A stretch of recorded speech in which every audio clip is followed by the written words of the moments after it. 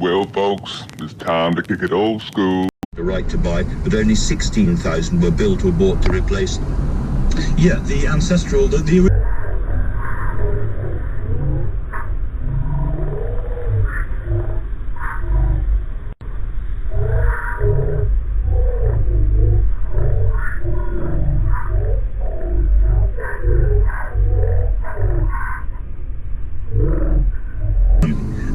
absolutely, if you want to get this working and if you want to get the housing associations on board, you absolutely need to compensate them and you absolutely need to construct replacements. Robert, thanks very much indeed. That was Robert Colville of the Centre for Policy Studies. Now, there's a gloomy assessment of the future of the British economy generally in this week's Economist magazine, which is, of course, read all around the world. A little earlier, I was joined by its editor, Zanny Minton-Beddoes, and I started off by asking her about the OECD's suggestion that growth in Britain is going to be the lowest in the Western world this year. Is that talking down Britain, or is that a credible forecast? I think it's a perfectly plausible forecast. Yes, we're in a very, very difficult position compared to other rich countries. We've had slow growth. We're going to have more slow growth, and we have very high inflation, and that's a very poisonous combination. So, of course, all predictions are just predictions, but I think the OECD is probably on the right track that we are going to be looking pretty grim relative to the rest of the G7. I'd like to reach back to you something that is in your leading article in the context of what Boris Johnson has been saying today.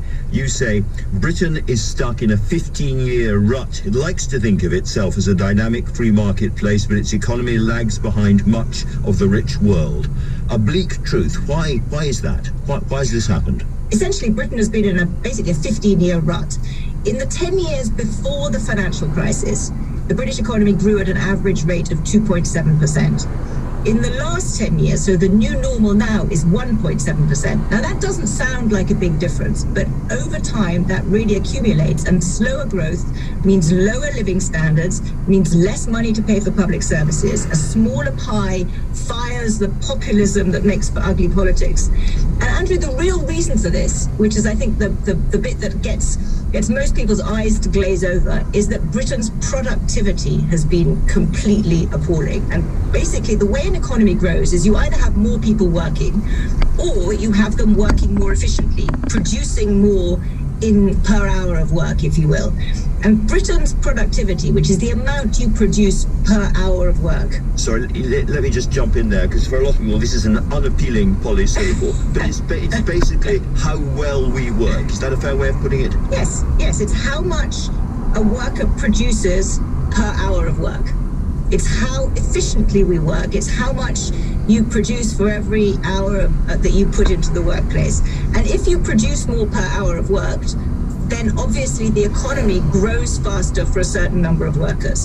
So the only sustainable way an economy can grow faster if you get more workers, but it can sustainably grow faster if those workers produce more for every hour they work. And so that's not just about people sort of sweating harder, it's about the machinery, it's about the organisation of the companies they're in, that kind of thing. Exactly. It's about investing in machinery, it's about investing in skills, and it's about investing in the sort of efficiency which the two of those are used. And there's a terrible word which economists use called total factor productivity, which immediately sends everybody to sleep.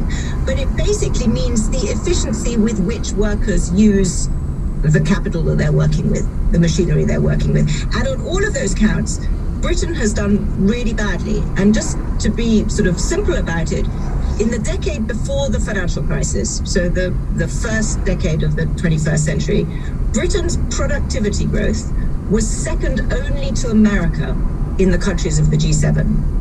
In the decade to 2019, it's had the slowest growth of the G7, second only to Italy. And just to give you a sense of what difference this makes, this means that now, if you take currency adjustments into account, Britain's average wages are 25% lower than those in America. That means that they lag America's wages. Average wages in Britain lag America's average wages by as much as average wages in Poland lag Britain's. So we are much, much, much poorer relative to America than we were. that is a really bleak outlook. Before we get on to what could be done about it, let me ask you about the politics of this, because there's another interesting thing you say here. You say that boosterish politicians talk a lot of nonsense about growth. Do you think there is a lot of deluded boosterism going on at the moment? Yes. I mean, that's the simple answer. Yes, there is.